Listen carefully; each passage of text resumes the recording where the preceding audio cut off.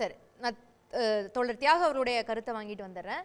இப்போ மும்மொழி கொள்கைன்னு தானே சொல்கிறோம், அதை எப்படி இந்த இம்போசிஷனை நீங்கள் மாற்றுவீங்க? அதில் ஒரு பொலிட்டிசைசேஷன் இருக்குது அப்படின்றாங்க. மக்களுக்கு ஒரு நல்ல கல்வியை கொடுத்து நாட்டை வளர்த்தணும்னு நினைக்கிறதுல என்ன தப்பு இருக்குது? Rule is rule, law is லா, அதை நீங்கள் கடைபிடிச்சு தான் ஆகணும் அப்படின்றாரு ஒன்றிய அமைச்சர். மொழி கொள்கை மூலத்தில் எப்படி வந்ததுன்னு பார்க்கணும். பிரித்தானியர் ஆட்சி காலத்தில் கல்வி முறை வருகிற போது எத்தனை மொழிகள் கற்கணும், எது சிறந்தது என்ற விவாதம்லாம் இல்லை. ஆங்கில வழி கல்வி வேணுமா, தமிழ் வழி கல்வி வேணுமா? தாய்மொழி கல்வியை காந்தி வலியுறுத்தினார், மற்ற தேசியவாதிகள் வலியுறுத்தினாங்க. அதுக்காக நேஷ்னல் யூனிவர்சிட்டிஸ், நேஷ்னல் ஸ்கூல்ஸ் எல்லாம் ஆரம்பித்தாங்க. 47 அதிகார கைமாற்றத்திற்கு பிறகு 48 யூனிவர்சிட்டி கமிஷன் ஒரு கமிஷன் அமைக்கப்பட்டது. இந்த பல்கலைக்கழக ஆணையம்தான் முதலாக மும்மொழி கொள்கை என்ற வார்த்தையை பயன்படுத்தியது. அதில் அவங்க என்ன சொன்னாங்க, தாய்மொழி, அப்புறம் ஆங்கிலம், இந்தி. இந்தி ஏன் இதில் இடம்பெறணுங்கிறதுக்கு சொன்னது கல்வி சார்ந்த காரணங்கள் அல்ல. இப்போ ஒரு பாடம் தமிழில் படித்தா சிறந்தது, எல்லா பாடங்களுமே தாய்மொழி கல்வி சிறந்தது. வேறொரு பாடத்திற்கு ஆங்கிலம் துணைக்கு இருந்தால் நல்லது, இப்படியெல்லாம் வரணும். கலீலி தன்னுடைய ஆய்வுரையை தாய்மொழியாகி இத்தாலிய மொழியில் தான் எழுதினார். கார்ல் மார்க்ஸ் தாஸ் கேபிட்டலை ஜெர்மன் மொழியில் தான் எழுதினார். அதுதான் அதுக்கு சிறந்ததுன்னு இல்லை, அதுதான் தாய்மொழி, அறிவியலுக்கு உகந்த மொழி. அறிவியல் அறவியல் நோக்கங்களுக்காக தாய்மொழி கல்வி வலியுறுத்தப்படுது. கூடுதலாக என்ன படிக்கணும், அன்றைக்கி ஆங்கிலமாக இருந்துச்சு. ஆனால் 48 முதலாக யூனிவர்சிட்டி கமிஷன் மும்மொழி கொள்கைங்கிற சொல்லை பயன்படுத்தினுச்சு. மீண்டும் 64-66 எஜுகேஷன் பாலிசின்னு ஒன்று வகுத்து நிறைவேற்றினாங்க. 68 இந்திரா காந்தி ஆட்சி காலத்தில் தேசிய கல்விக் கொள்கை முதல்ல அதுதான் 68. 86 ராஜீவ்காந்தி காலத்தில் தேசிய கல்விக் கொள்கை, இப்போ 2022. இது எல்லாமே மொழி கொள்கையை வலியுறுத்துவதற்கு அந்த முதல் கமிஷன் சொல்லிச்சு, Hindi to eventually replace English as federal language. அதாவது அறிவியல் கல்விக்கு சிறந்தது, அறவியல் கல்விக்கு சிறந்தது, இதெல்லாம் இல்லை காரணம். அன்னைக்கு ஃபெடரல்னு சொன்னாங்க, ஏன்னா யூனியன் அமைக்கிறதுக்கு முன்னால். மைய மொழியாக ஆங்கிலத்திற்கு பதில் இந்தி இறுதியில் இடம்பெற வேண்டும், எவென்ச்சுவலி. அதுக்கு அது தயாராக இல்லை. ஏன்னா இந்திய அரசமைப்பு சட்டத்தினுடைய 17வது பகுதி அதுவே என்ன சொல்கிறாங்க, 15 ஆண்டுகள் கழித்து தான் இந்திய ஆட்சி மொழி ஆக்க சொல்கிறாங்க. ஏன்னா இந்தியா அதற்குரிய பலம் பெற்ற மொழி அல்ல, இலக்கண இலக்கியம் கிடையாது, ஆட்சி மொழி சொற்கள் கிடையாது. இதுக்கு சான்றாக இருப்பது 351வது உறுப்பு. இன்று வரைக்கும் உச்சநீதிமன்றத்தில் இந்தியில் மனு எழுதி கொடுத்தால் நிராகரிக்கப்படும்.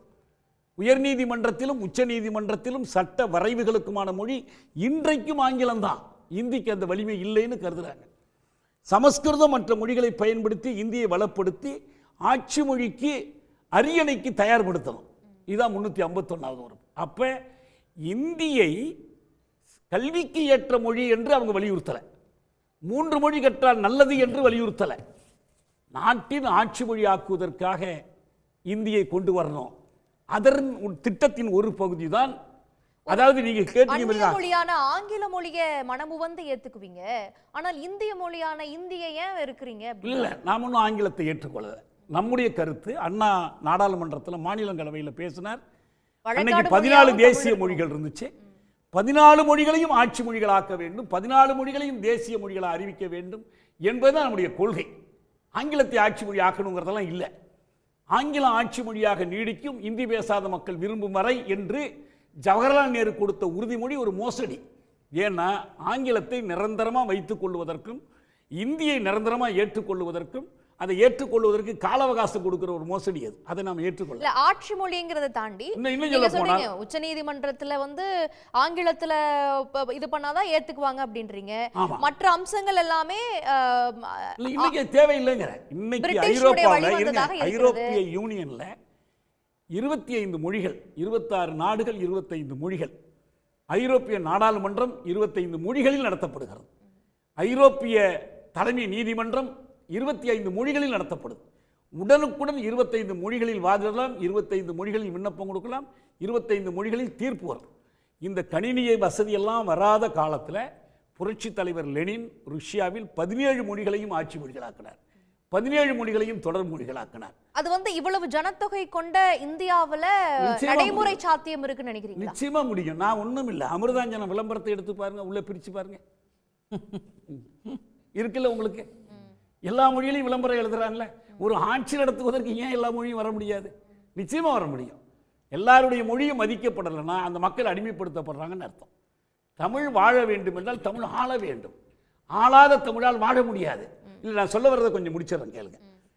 எனவே என்னன்னா, இந்த மும்மொழி கொள்கை வகுக்கப்படுகிற காலத்திலேயே அரசியல் உள்நோக்கத்தோடு வகுக்கப்பட்டது.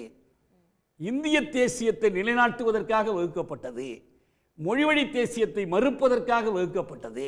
இப்போ நீங்கள் 2020 உங்கள் கேள்விக்கு நான் வர்றேன். அவங்கெல்லாம் சரி இந்திய சொன்னாங்க, இவங்க ஏதாவது ஒரு மொழிங்கிறாங்க. இதில் தான் இந்த மோசடியே இருக்குது. என்னன்னா, இதை இந்திய அரசுக்கு நடைமுறைப்படுத்தி காட்டுற ஒரு நல்ல வாய்ப்பு நம்ம கொடுக்குறோம். 2020 அறிவிச்சிட்டீங்க. இன்று வரை எந்த சிபிஎஸ்இ பள்ளிக்கூடத்தில் இந்திக்கு பதில் வேறொரு மொழியை எடுத்து படிக்கிற வசதியை கொடுத்துருக்கிறீங்க. சிபிஎஸ்இ திட்டத்தில் சமஸ்கிருதம் அல்லது ஜெர்மன் இருந்ததை ஜெர்மனை நீக்கிட்டீங்க. நீங்கள் சமஸ்கிருதத்தை தான் வலியுறுத்துறீங்க.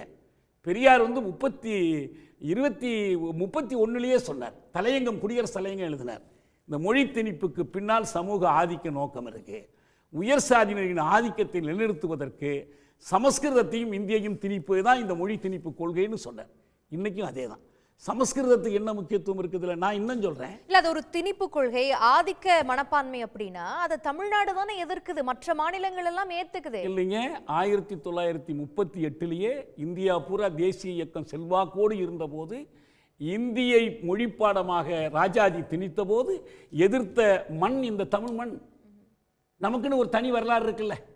நீங்க நம்ம ஆர்.என். ரவி போய் நாகாலாந்துக்காரர்களோட ஒப்பந்தம் போடுறாருல, நாகாலாந்துக்கென்று ஒரு தனித்தன்மையும் தனி பண்பாடும் தனி இருப்பும் உள்ளதுன்னு ஒத்துக்கிறார்ல.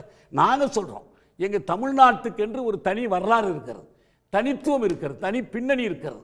ஏன்னா இங்கே வடமொழி கலப்பினால் தமிழ் பாதுகாத்திருக்கிறோம். எல்லா படையெடுப்புகளையும் எதிர்த்து நின்ற வரலாறு நமக்கு இருக்குது, அந்த பெருமை நமக்கு இருக்குது. அவங்க ஒத்துக்கிட்டா நம்ம ஒத்துக்கணும்னு அவசியம் இல்லை.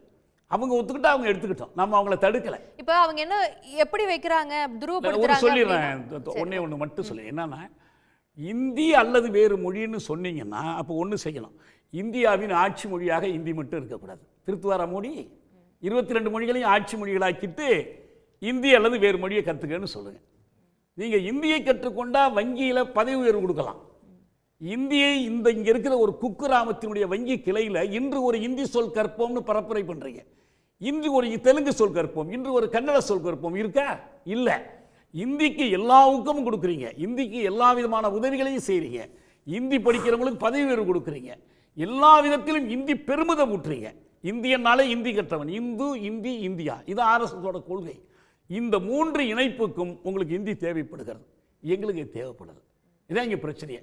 எனவே அவங்க இது ஒரு ஏமாற்று. நாங்கள் இந்தியை மட்டும் சொல்லலை, மற்ற மொழியும் சொல்கிறோம், நடைமுறைப்படுத்தி காட்டுங்கன்னு கேட்குறேன்.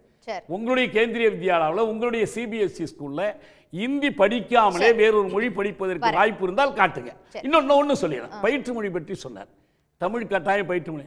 நீங்கள் தயவு செஞ்சு NEP படித்து காட்ட சொல்கிறேன். நேஷனல் எஜுகேஷன் பாலிசியில் என்ன சொல்லியிருக்குன்னா, மதர் டங் தான், தாய்மொழி தான் பயிற்று மொழியாக இருக்கணும், குறைந்தது 5ஆம் வகுப்பு வரை. இன்னும் ஒரு 2 வார்த்தை இருக்குது அதில் மிச்சம், வேறெவர் பாசிபிள். சாத்தியமான இடங்களில் எல்லாம், எந்த ஊரில் சாத்தியம் அவங்க சொல்லட்டும். மத்திய அரசு நடத்தக்கூடிய பள்ளிக்கூடத்தில் சாத்தியமா? அவன் தெளிவாக சொல்லிட்டான், சாத்தியம் இல்லைன்னு சொல்லிட்டான். அதுக்கும் மேலே இந்த ஆட்சி மொழி குழு, அமித்ஷா தலைமையிலான ஆட்சி மொழி குழு பயிற்று மொழி பற்றி, ஆட்சி மொழி பற்றி எல்லாம் பேசிட்டு கடைசியாக முடிக்கிற வாசகம் முக்கியம். இதையெல்லாம் செய்தால்தான் Hindi can be made the common language of India. எந்த நாட்டு சட்டத்தில் இந்தியாவுக்கு ஒரு காமன் லாங்குவேஜ் இருக்கு? அப்போ உங்க உள்நோக்கம் என்ன? இது இயல்பில் இல்லை, இவங்க உருவாக்க பார்க்கறாங்க.